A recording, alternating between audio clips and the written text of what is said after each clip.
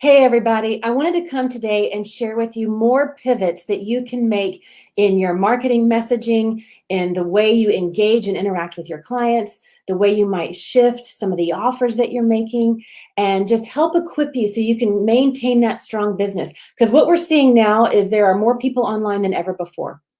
And of the people online, more people are spending more time online than ever before. Now, what's happening is there's a lot of negative posts that are going on or crazy, silly posts, and those are kind of refreshing from time to time. But people are looking for more positive posts that really can have a lasting impact on their life on lockdown or their time during quarantine or however they're looking at these certain times that we're in right now.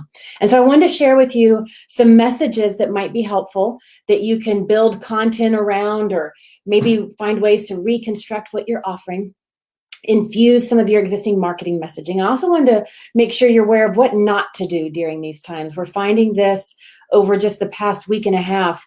A lot of us have been researching this and really discovering that if you're doing this, you're going to be causing a lot more harm to your business and brand than good. So I want to make sure you're not doing it. And share this with you. I'm going to actually give a document. It'll be in a separate post. I'm going to upload it under files within our group here. That's going to give you a bullet. I didn't count this time. It's probably 24 or something like that, a few dozen phrases that you can use in your marketing. So here's some of the examples, right? One of the topics that you might create some teaching points around, you could do a Facebook Live, for example, on life on lockdown and how to navigate it as an entrepreneur, or how to navigate it and then you fill in whatever your niche is, right? As a parent, life on lockdown and how to navigate it as a nonprofit organization, life on lockdown and how to navigate it as a corporate executive. Whatever your niche is, you can plug it in there, and then you can come up with what are 2 or 3 points that you can make on how to live life on lockdown, and you can share that with your audience, right? Another one to kind of shift, because here's what we're noticing. The previous 2 weeks, when we first started this whole pandemic and it started flooding through the world and coming into the United States and Canada, and there was this upheaval, right? Schools shut down like in a moment's notice. Oh my gosh, schools shut down. Kids have to stay home. We've got to homeschool. Upheaval. Businesses were closing. People that weren't used to working at home now working at home. Our schedules got completely shifted around. So there was this upheaval chaos that happened. And now, as we're coming out of those first initial weeks, it's like, okay, this is going to be a thing. It's going to be around for a while, and people are starting to find a new rhythm inside, like life on lockdown, right? Life in quarantine, life staying at home, social distancing. It's like, okay, we understand this. They're finding patterns for how do I homeschool the kids? How do I still make dinner? How do I work at home with my spouse? How do I handle all the time on my hands? Like, people are understanding this new rhythm, and with this new rhythm comes new challenges, right? Here in the United States, for many of us, not New York City, not some of the bigger cities, but for us here, an example in Virginia and a lot around the country, we're still in this fear of kind of the fear of, oh my gosh, what happens if I get it? Am I going to get it? Will a family member get it? I hope a family member doesn't get it. What do I need to do? And just kind of that pre-fear, because it hasn't fully swept through the United States yet. But over the next week and a half, like, we're going to see that spike continue to rise. And then our audiences are going to have a shift in their fears and a shift. So as business owners, we have to kind of look a few steps ahead, and it's like, okay, that spike is going to rise. The coronavirus is going to sweep through. And so now people are going to be dealing with, I do have it. My spouse has it. A close family member has it that I'm taking care of at home. How do I take care of them, but I don't get it? Or my parent has it and I can't get to them. And so they're going to be this new wave of emotions and new fears that come up and new challenges that our people face.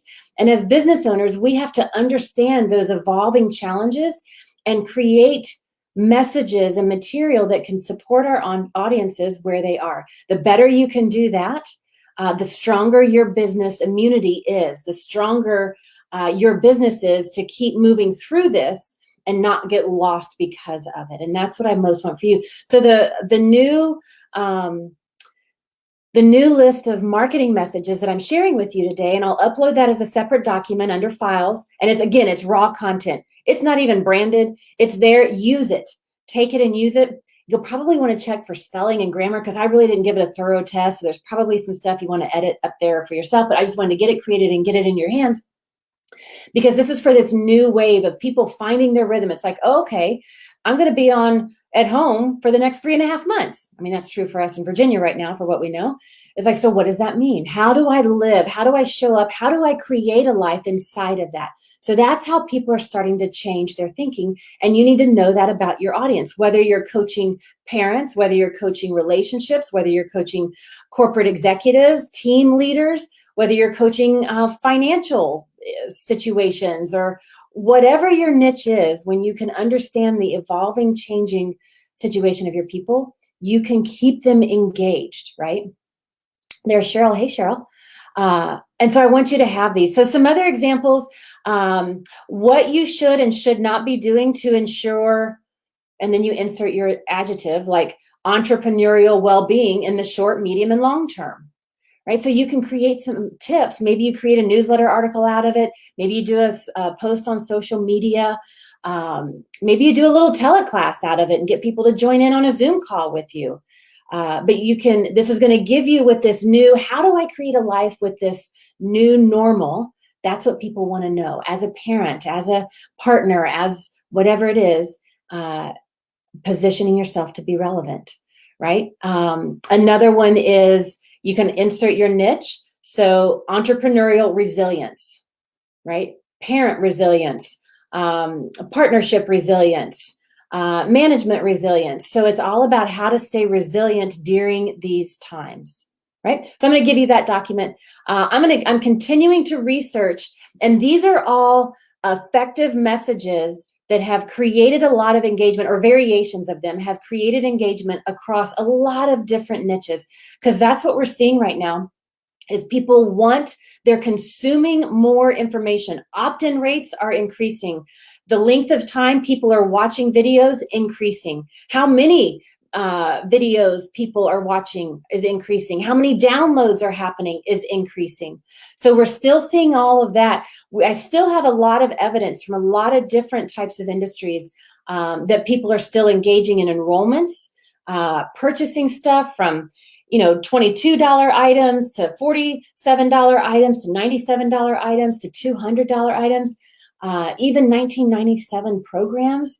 We're still doing some research and compiling information on the higher end, like the $2,000 or $5,000 programs. But what we're finding is those people are even breaking them down into smaller chunks. So I'll keep researching that and bringing that to you as well, so that you can stay relevant in your business. If you have any questions about how do I pivot my specific business and messages that, post them here in the thread. I'd love to hear them. As you post, I'm using a new platform called StreamYard. So I don't see your posts. Like Cheryl already gave permission, so I see that it was Cheryl. So thank you, Cheryl, for doing that. But if you just type a comment, if you say, hey, Melinda, I don't know who you are. So say, hey, Melinda, it's Susie. Or, hey, it's Susie, I have a question. And let me know. But if you have questions, post them here. I'm happy to answer questions as well. So look for that document that I post and upload to the Facebook group later. The other thing I wanted to share is what not to do. It blows my mind, but I continue to see this happening, and it's really becoming distasteful, and it's causing more harm to the business and the relationship that people have with it. But here's what not to do. Do not use any content that you created prior to, I don't know, say the end of February, the middle of February, as kind of a line of demarcation. March 1st would be kind of the last moment. But any content that you've created before that date, do not use that content as is. You must change your content. You must change your content in your email messages, in your autoresponders, in your Facebook posts, social media posts, ads, if you're running ads, any kind of blogs, articles that you're putting out there. You must alter. It doesn't have to take a lot. You don't have to rewrite the whole thing, but at least at the beginning and at the end, put some context that makes it relevant. Why is that topic? Like, let's say you wrote a blog post, a year ago, and you'd like to repurpose it. You can still repurpose, just rewrite, right? You can still repurpose because there's a lot of power in that. Just go in and make some edits. And at the beginning, add some context, right? So one of the things in that document I'm going to share is you could say at the beginning of your article, we're all finding out what the new normal is and what it's going to be. It's all new, but it doesn't have to be all bad. So if you just add that statement, like that's from that document I'm going to share with you, just put that at the beginning of one of your articles and then just go into the article. People will see it through the lens of these times because you've acknowledged these times. So it's so important that as you're putting material out there, you don't have to necessarily create it from scratch. But if you reuse, make sure you update and add context. You can also add context at the very end, and just something as simple as, well, I think I put something in this post, something like, let's stay strong together, something like that. Just sign off, just some context that emphasizes the times that we're in. And you can do it that way. So make sure you change it. If you would, if you check and look at some of the content you've written in the past, if you created it new today, would you still put it out there, right? And a lot of the content you have, you may say the same stuff. I know with a lot of the content that we use inside our boot camp and with our system and our Coaches Console system, the teaching is the same. The context is what's different. So I want you to know that distinction. So you've got to change it. If you have, like for our Coaches Console members, one of the things that we help them set up in their console system is when somebody books a sample session or that discovery consultation with them, there's autoresponders. You might just want to revisit all your autoresponders, whether it's for an appointment, autoresponder to confirm their appointment or remind them about their appointment. If you have a new client that signs up, a lot of our Coaches Console users, in boot camp, we teach them how to create the 5 effective new client autoresponders that engages them. Revisit those. You don't have to rewrite them, but just give context at the very beginning for why coaching is such a powerful, critical thing that's going to help them move through this and stay stronger together and get the guidance that they need in these unprecedented times. So revisit everything. So if you are a Coaches Console user, or maybe you're using other systems, like I would go into your console system and I would go to the communicate module and I would go to newsletters and I would go to emails and I would go to autoresponders and I would just kind of do a checklist. What's created in my system? Do I need to update this? If you're working with a VA, this is a great task for them to do or for them to work with you on, but just go through and update it. I've been seeing a lot of posts on Facebook. And it's like, you created that ad before we even knew what COVID-19 was, and you're still using it. And that's tacky. I'm just going to be very blunt and direct. It's insensitive. It's lazy. And I'm talking about some very close friends and colleagues right now. And I have said this, and I would say this to their face. It's just not good business practice.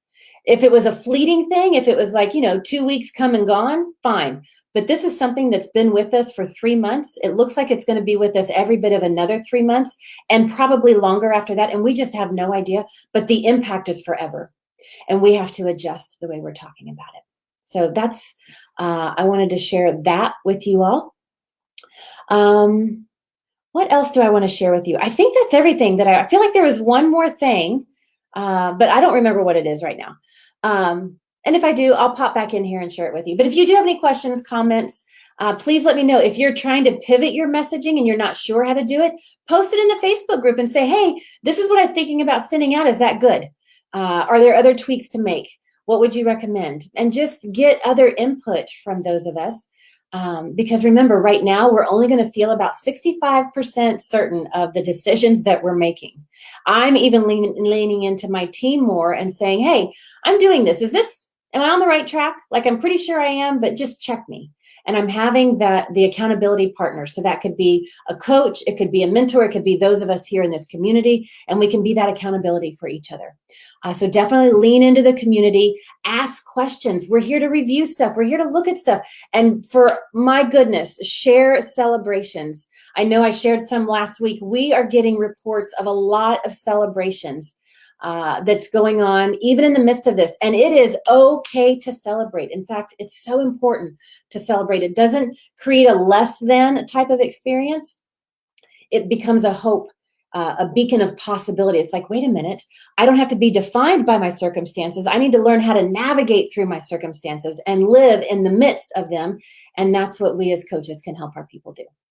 So that's what I've got for you today. Like I said, I'm going to make another post where I'll upload the document with some more marketing messages that you need to use for pivoting. And I'll keep researching that and bringing that and other material to you. I've got more stuff that I'll be bringing you this week. And stay strong, stay connected. We'll get through this together. Big love to all of you. Bye.